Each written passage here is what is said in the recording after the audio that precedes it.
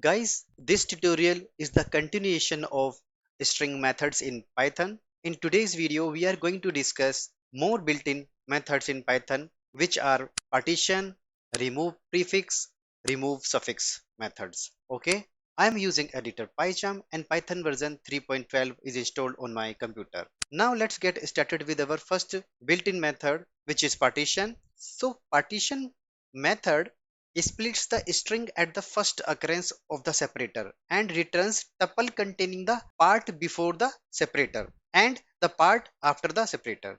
I have one string with me, right? I'm going to create partition on basis of one separator. If I use the method text.partition, so you will see the documentation here. So it is expecting one separator word, right? Partition the string into three parts using the given separator. Okay, so this will search for the separator in the string. If the separator is found, returns a three tuple containing the part before the separator and the part after it.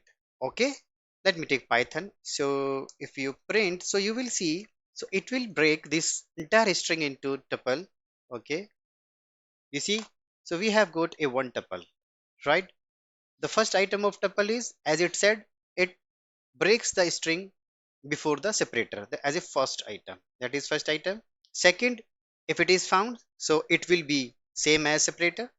That is second item. And third would be after the separator. It's a complete string.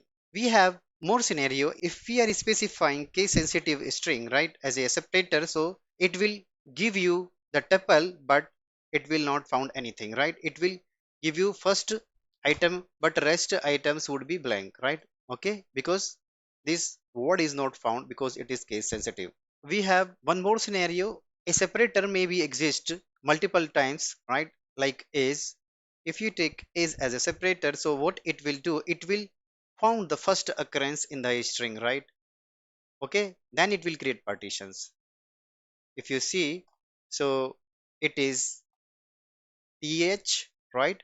As a separator, it found is, and rest of the words in the string would be shown as item 3. You see, okay, it is not like it will create multiple partition on the tuple like wherever we are founding is, no. But I will give you one more scenario where this partition function is useful. For example, we have a long URL, right? Like this. This is Amazon website URL. So we wanted to get the domain name, right, from this URL. So then this method is helpful. Okay, so how? And then I will take URL dot partition two slashes, right? If you print result, so it will give you tuples. This is the first item of the tuple, this is second, and this is third, right? You will get your string which you want to use, right, to get your domain name, right? If you're in the program, so you will get this string. Okay, now you can apply the partition on this string again, right? And you can take result again in the same variable. You can put, and partition can be used again. This time you use single slash, right? It will create partition on this. Okay, so if you print 0 in this result, okay, so it will give you the domain name exact. Okay, if you're in the program, so you will get the domain name. Okay, so this is how this partition function may help us, okay, to get the domain name from the URLs.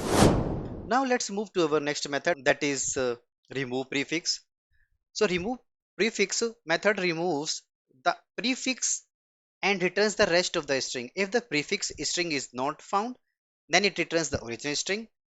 Okay, it is introduced in Python 3.9.0 version. Okay, so let me take one s1 and then let me take result same variable name and s1 dot remove prefix. Okay, if you see the documentation on it, you will see return a string with the given prefix string removed if present.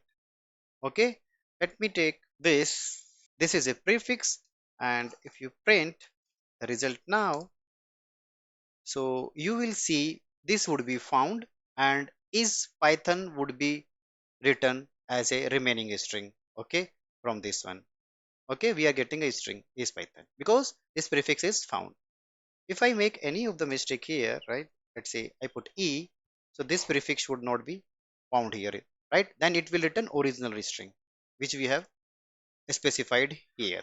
If I use Python, right? So it will not be removed, right? Because prefix always start with starting points. Okay, Python is not removed, so original string is returned. One more scenario, let me take this I, right? So this I, this is upper. Okay, here we are checking case sensitiveness. Okay, so when you run the program, so it will not found because this string is case sensitive, but we have not specified the prefix as we are expecting. Okay, so original string is written because I is in lower case. If I put I in uppercase, now it will return rest of the string, you see, as Python. Okay, so that is how this remove prefix works. Now let's move to our next method, that is remove suffix, right? It is just opposite to the remove prefix method. So the function, this method removes the suffix and returns the rest of the string. If the suffix string is not found, then it returns original string. Okay, it introduced in Python 3.9. Okay, I'm using 3.12 S1, and instead of remove prefix, I'm using remove suffix, right? If you see the documentation, so you will see written a string with the given suffix string removed if present, right? So if I put like Python, so you will get the string before that, right? Okay, if you're in the program, so you will see this is, we get this is. Okay, you can put anything like your string may be like, okay, so if I say now programming, but it will not remove because programming is coming at the end, right? If I make programming here, so then this string would be written, you see, right?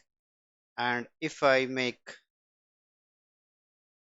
double MING only, so then it will return a string as well, right? You see, the rest of the string is written because this string is found. If I make it M, we check, if we check case sensitiveness, so it will not remove, right? You see, right? If you make it G, so it will give you the rest of the string. If you apply blank, let's check blank also, right? It will give you the original string, nothing found like that. Okay, so this is how these built-in string methods help us in our projects. So you may find different scenarios, you can apply, you can get the benefit.